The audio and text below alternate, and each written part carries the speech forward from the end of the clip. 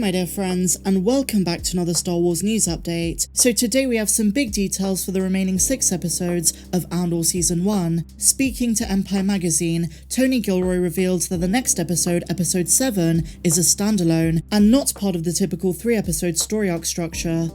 Describing it as, quote, a very interesting one, Tony unveiled that Episode 7 will not be like any of the episodes we've seen so far. Story arcs will resume in Episodes 8, 9 and 10, and after that, to wrap up the season, Episodes 11 and 12 are a 2-part finale, so 8, 9 and 10 is technically the only remaining story arc, because 7 is a standalone, and as I said, Episodes 11 and 12 are the finale. So what can we expect on Wednesday? Well, if I were to guess, I'd say this is probably going to be the Clone Wars flashback episode, where we see clone troopers on Ferrix who hang Cassian's father Clem for having separatist sympathies. It could also be an episode to tie up any loose ends flashbacks wise, maybe some more Kenari, or more of Cassian's upbringing after he was adopted by the Andors. This episode is directed by Benjamin Caron, while the episodes of the next arc in 8, 9 and 10 are all directed by Toby Haynes. But the one thing we've all been anticipating right from the start are the clone troopers from the moment we first saw them in the teaser trailer, and I think 7 is where we're finally going to see them. Having said that, my dear Meglorians, it's all ultimately a mystery, but as Making StarWars.net revealed, the next 3-episode arc, which is 8, 9 and 10,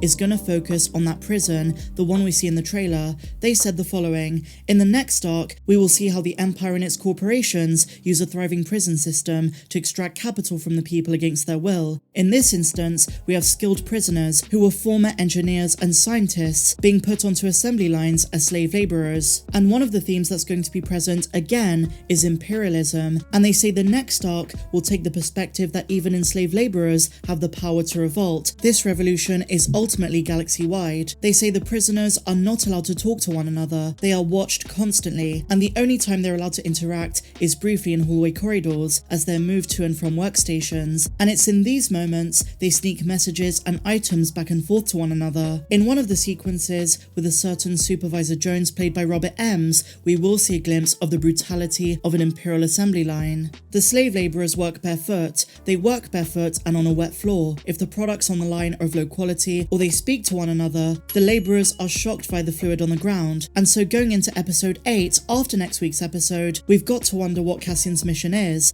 Making Star Wars say it seems as though he takes the place of a prisoner going to camp. At that point, he might be back fighting for the rebel cause, despite running away at the end of 6 after killing Skeen. Andor will need to extract intel from Supervisor Jones, but the problem is they can only communicate in the corridors of the institution. Andor will learn that this assembly line is part of a secret project, and as we've spoken about in the past, that project is Project Stardust. These workers are making parts for it, and of course Project Stardust is the code name for the Death Star. Some parts of the table of the work camp do look a little bit like lightsabers, and we know that the Stardust project involved kyber crystals, so a nice link there to Rogue One, Star Wars Rebels, and even Luthen, whose entire ship is powered by kyber, not to mention his Kawati signet. So they go on to say that their source for this information believes that this takes place over 3 episodes, and now we know it's probably going to start in 8, considering 7 is a standalone. Making Star Wars say that they believe we're going to hear Project Stardust mentioned, but they're not sure if Andor knows what that is. Extremely unlikely,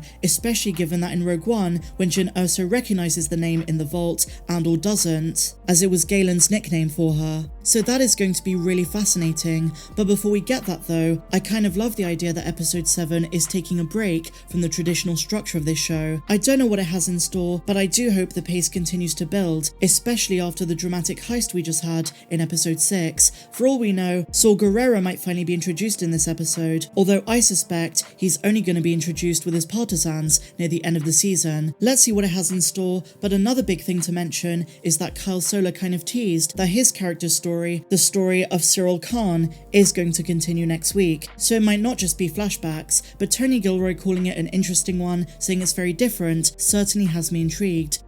And so now, my dear Meglorians, the episode guide for episode 6, The Eye, has been unveiled at StarWars.com, and in this week's edition there are some very juicy details indeed, some Easter eggs, references, connections to other Star Wars projects, even new planets, and more. Let's go through it. So in the trivia gallery, they begin by saying that the Imperial pillbox design on Aldhani is directly based on turret illustrations by Ralph McQuarrie for The Empire Strikes Back. I thought I recognized them, but now I know why. I think it's really great in little ways. They're doing justice to the George Lucas era, and Ralph McQuarrie himself is a huge part of that legacy. They've referenced his artwork and illustrations, and even unused concept art, not only in the Andor series, but the Book of Boba Fett, The Mandalorian, and even Obi-Wan Kenobi. So next up, they say the orange squares in Colonel Pettigar's rank badge denote his engineering background.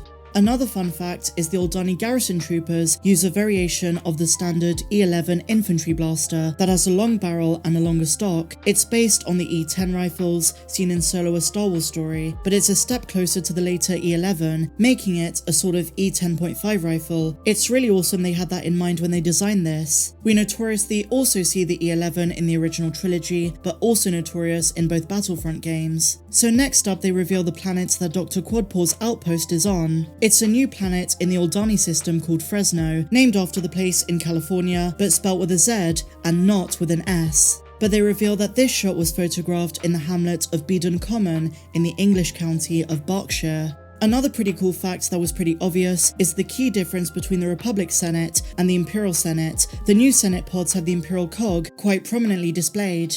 And so finally, this one is really interesting. Visible on the other side of Luthen's gallery, to the side they showed us in episode 4, we see large Wookiee combat shields, first seen in Revenge of the Sith. Now we've seen some other Wookiee warrior gear, notably a helmet, and it makes me wonder if Luthen knows about the Battle of Kashyyyk. And still an unanswered question, how did he get his hands on all this stuff? Now, something I do wish this episode guide had addressed is what Cinta did with the remaining hostages before storming out alive at the end of The Eye. A part of me thinks the show went the dark route and she shot them all dead, but it doesn't really seem in her nature. But then again, these are rebel partisans, and sometimes their actions do seem a bit surprising. They left it quite ambiguous, and I feel as though we're never going to get an answer to that question, because that's the nature of this show. Some things are best left to the imagination, but what do you guys think she did? Do you think she killed them? Or do you think she just left them there? Share your thoughts of this and everything we spoke about in the comments down below. Are you excited for Andor episode 7? What do you think the standalone episode is going to be about?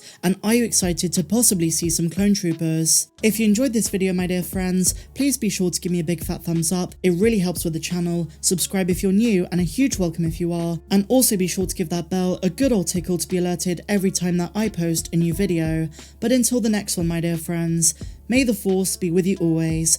I'm Star Wars Meg. Have a good one.